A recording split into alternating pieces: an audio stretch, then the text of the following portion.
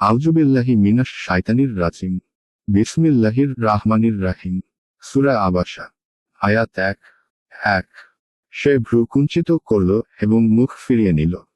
আয়াতের তাফসীর। সে ভ্রু কুঞ্চিত করল এবং মুখ ফিরিয়ে নিল। আয়াত 2। যেহেতু তার নিকট এক অন্ধ আগমন করেছিল।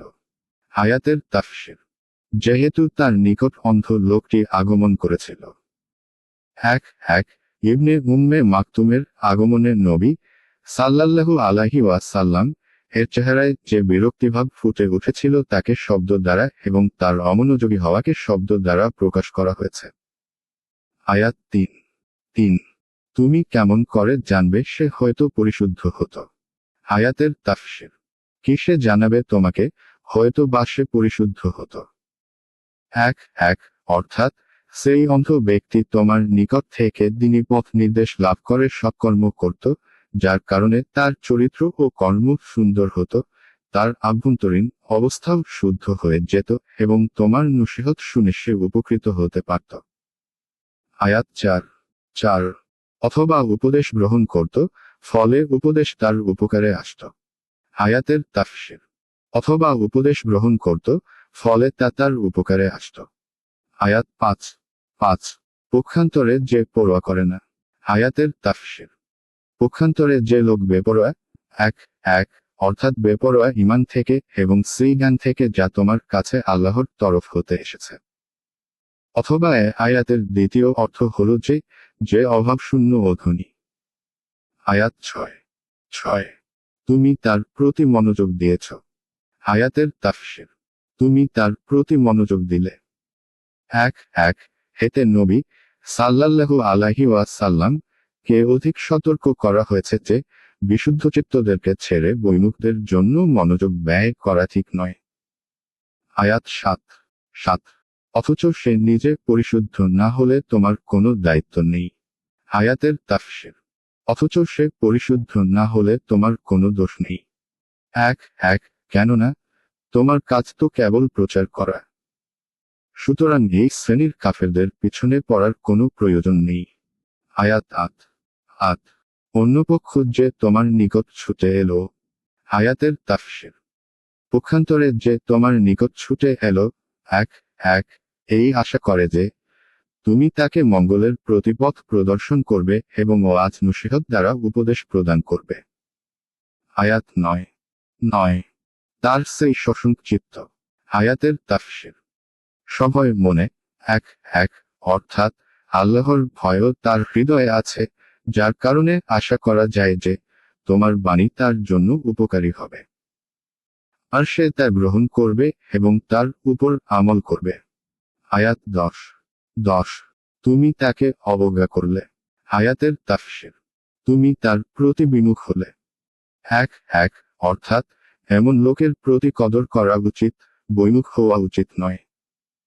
এই সমস্ত আয়াত দ্বারা জানা যায় যে দাওয়াত ও তাবলীগের কাজে ইতর বিশেষ করা উচিত নয়।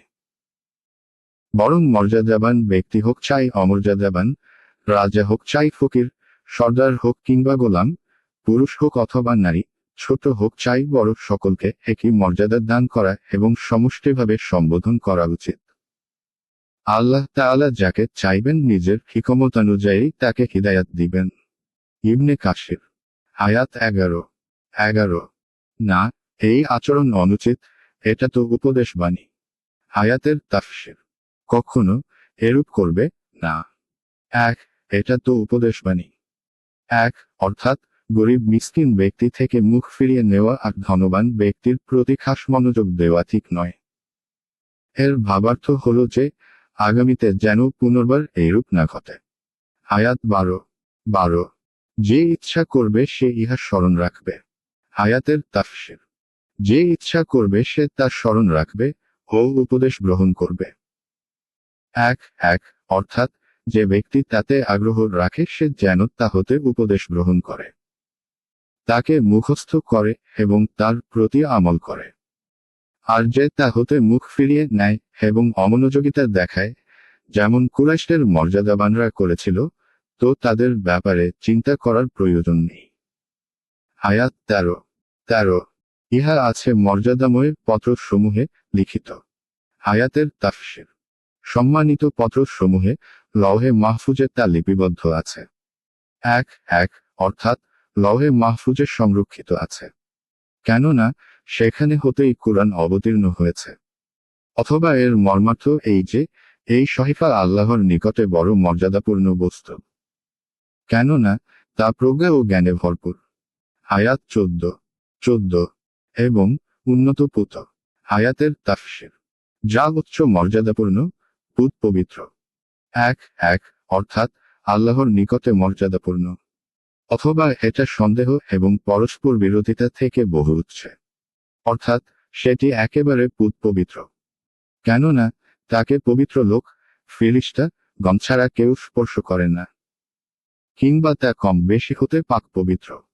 আয়াত 15 লেখকদের হাতে সুরক্ষিত। আয়াতের তাফসির। এমন লিপিকারদের হস্ত দ্বারা লিপিবদ্ধ। 1 শব্দটি এর বহুবচন। এর মানে দূত। এখানে এ থেকে উদ্দেশ্য হল ফেরেশতা দল, যারা আল্লাহর ওহী তদীয় রসুল পর্যন্ত পৌঁছে থাকেন, অর্থাৎ আল্লাহ এবং রসুলের মাঝে দূতের কর্ম আঞ্জাম দেন। এই কুরআন এমন দূতগণের হাতে থাকে যারা তা লৌহে মাহফুজ থেকে বহন করেন। আয়াত 16 ওই লেখকগণ মহৎ ও সৎ। আয়াতের তাফসির। যারা সম্মানিত ও পুণ্যবান ফেরেশতা। 1 চরিত্রের দিক দিয়ে তারা হলেন সম্মানিত, অর্থাৎ শ্রদ্ধেয় এবং বুজুর্গ। আর কর্মের দিক দিয়ে তারা পুণ্যবান ও পবিত্র। এখান থেকে জানা যায় যে, কুরআন বহনকারী হাফেজ এবং আলেমগণ কেউ চরিত্র এবং কর্মের দিক দিয়ে কিরামিম বারারার মূর্ত প্রতীক হওয়া উচিত। ইবনে কাসির হাদিসেও সাফারা শব্দ ফেরেশতাদের জন্য ব্যবহার হয়েছে। নবী সাল্লাল্লাহু আলাইহি ওয়াসাল্লাম বলেছেন, যে কুরআন পাঠ করে এবং তাতে সুদক্ষ হয়, সে কিরামিম বারারার সাথে, অর্থাৎ সম্মানিত পুণ্যবান ফেরেশতাগণের সাথী হবে। আর যে কুরআন পাঠ করে কিন্তু কষ্টের সাথে, আটকে পাঠ করে, তার জন্য ডবল সওয়াব রয়েছে। সহিহ বুখারী তাফসির সূরা আবাসা, মুসলিম নামাজ অধ্যায়, কুরআনের সুদক্ষ হওয়ার মাহাত্ম্যের পরিচ্ছেদ।